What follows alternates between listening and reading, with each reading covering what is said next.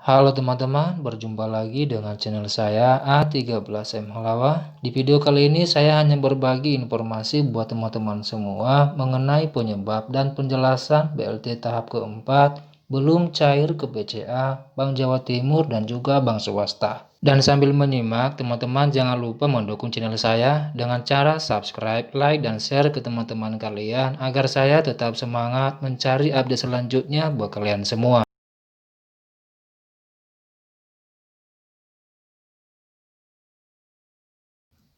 Baik teman-teman, langsung aja. Dan bagi kalian yang belum mengetahui informasinya, simak video ini sampai selesai agar tidak terjadi kesalahpahaman.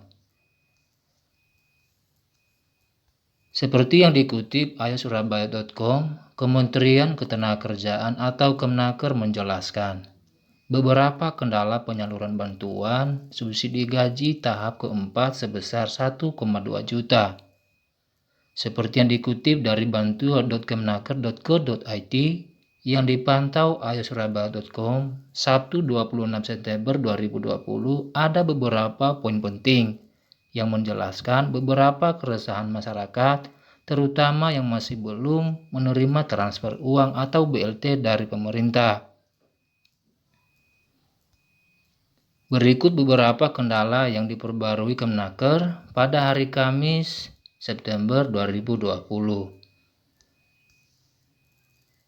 Pertama, data penerima bantuan subsidi upah ini diambil dari data BPJS Ketenagakerjaan dengan batas waktu pengambilan data sampai dengan 30 Juni 2020, sehingga hanya peserta yang telah terdaftar pada batas waktu tersebut dan memenuhi persyaratan. Selanjutnya, data calon penerima bantuan upah dilakukan verifikasi dan validasi oleh BPJS Ketenagakerjaan sesuai kriteria dan persyaratan yang ditentukan. Selanjutnya, seperti yang teman-teman lihat, proses penyaluran bantuan pemerintah berupa subsidi upah oleh bank penyalur dilakukan dengan pemindah bukuan dari bank penyalur kepada rekening penerima bantuan pemerintah melalui bank-bank BUMN yang terhimpun dalam Himbara atau Himpunan Bank Milik Negara. Selanjutnya, mekanisme penyaluran bantuan subsidi upah diberikan kepada pekerja buruh sebesar 600.000 per bulan selama 4 bulan atau 2,4 juta yang akan diberikan setiap 2 bulan sekali. Artinya, satu kali pencairan pekerja akan menerima sebesar 1,2 juta. Jadi di sini kendalanya teman-teman, kalau saya scroll ke atas lagi, termasuk tadi yang pertama, kedua, dan ketiga. Seperti yang teman-teman lihat, ini juga termasuk ya, seperti yang diketahui kemarin masih banyak data yang tidak valid, yaitu 150.000 dikembalikan nomor rekeningnya ke BPJS Ketenagakerjaan. Ya, seperti video yang saya upload sebelumnya. Jadi itu termasuk kendala juga. Terus data calon penerima harus divalidasi dan diverifikasi, ya, agar benar-benar memastikan bahwa data penerima itu benar-benar valid dan siap diserahkan ke KPPN. Baik, kita scroll ke bawah teman-teman. Intinya informasi ini hanya saya share ke teman-teman, tujuannya adalah agar teman-teman tahu penyebabnya, seperti alur-alur atau cara pencairan BLT tersebut. Selanjutnya, seperti yang teman-teman lihat lagi, penyaluran akan disampaikan sampai dengan akhir September 2020. Jadi ini nggak termasuk kendala, ya, tidak termasuk kendala. Unta pertama dilakukan pengiriman tidak sekaligus. Nah, ini menurut saya termasuk yang menghambat teman-teman ya, ketika dari Bank Himbara dilakukan transfer atau penyaluran. Tidak dilakukan sekaligus, mengingat data rekening yang jumlahnya sangat banyak. Baik, kita scroll ke bawah lagi, dan teman-teman juga bagi yang belum tersalurkan atau belum cari ke rekeningnya, semoga informasi ini membantu. Ya, pekerja dapat meminta kepada perusahaan. Nah, ini solusinya teman-teman bagi yang belum menerima BLT. untuk dapat diajukan sebagai penerima, ya, sepanjang memenuhi persyaratan dalam Peraturan Menteri Nomor 14 Tahun 2020. Jadi di video ini yang saya share buat teman-teman semua, ada penyebab ketika BLT belum cair ke rekening bank swasta, dan ini juga solusinya apabila belum terdaftar atau belum menerima BLT tersebut. Lalu bagaimana info selanjutnya teman-teman? Kita lihat sampai selesai. Jadi biar jelas juga, data penerima bantuan pemerintah berupa subsidi upah ini dilakukan verifikasi. Ya, ini udah tadi saya baca ya, udah kita lihat tadi di atas. Ya, sebelum dikirimkan ke Kemenaker. Ini jelas ya. Jadi yang mengecek pertama adalah BPJS Ketenagakerjaan dan internal.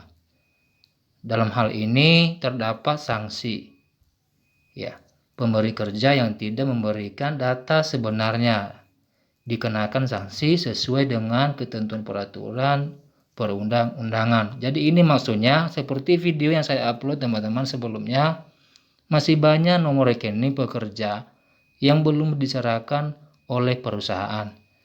Juga termasuk nomor NIK atau data-data lain yang berbeda dari data asli pekerja, sehingga yang diserahkan ke BPJS Ketenagakerjaan beda. Nah, ini teman-teman juga bisa koreksi sendiri dengan cara koordinasi langsung ke HRD apabila namanya atau nomor rekeningnya belum terdaftar sampai sekarang, atau masih ada data yang valid, yang tidak valid maksudnya ya. Baik, ini juga penjelasannya. Jadi saya ungkap semua teman-teman semua melalui ayatsurabaya.com. Diberitakan jika pekerja yang tidak memenuhi persyaratan, ya,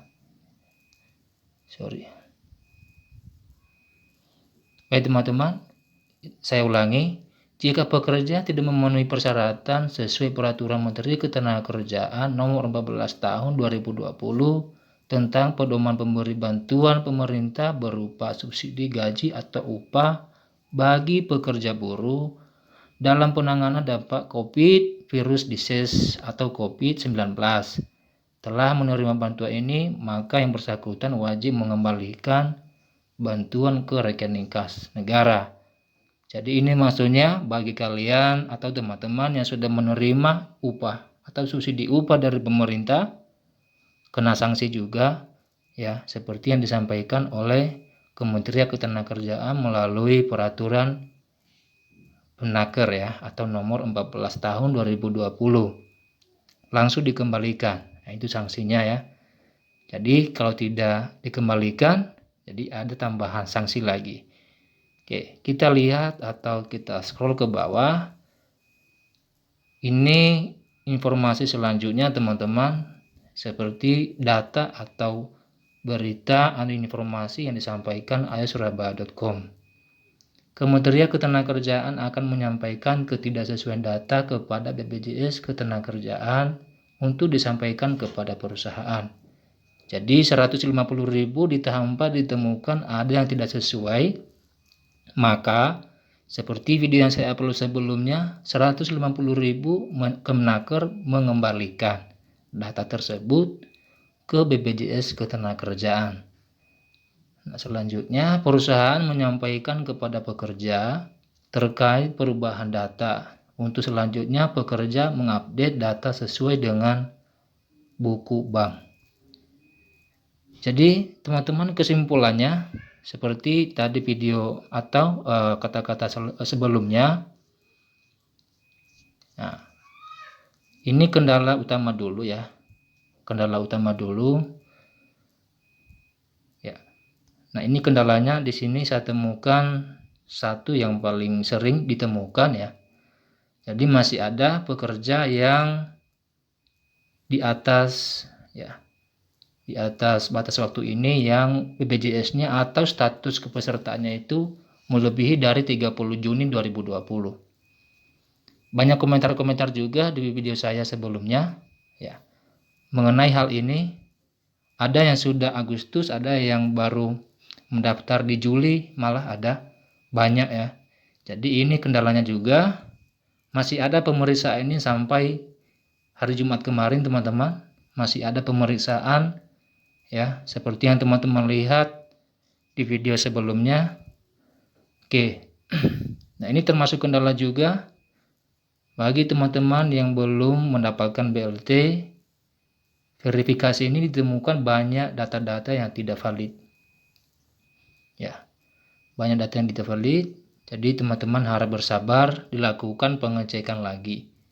150.000 yang tidak valid kemarin telah dikembalikan ke BPJS Ketenagakerjaan. Baik teman-teman, kalau informasi ini kurang lengkap, boleh di-search lagi melalui portal berita ayosurabaya.com ya. Jadi biar teman-teman langsung baca sendiri. Saya di sini hanya berbagi bagi teman-teman yang belum mengetahui informasinya. Semoga video ini bermanfaat atau informasi ini bermanfaat, dan sampai jumpa di video selanjutnya.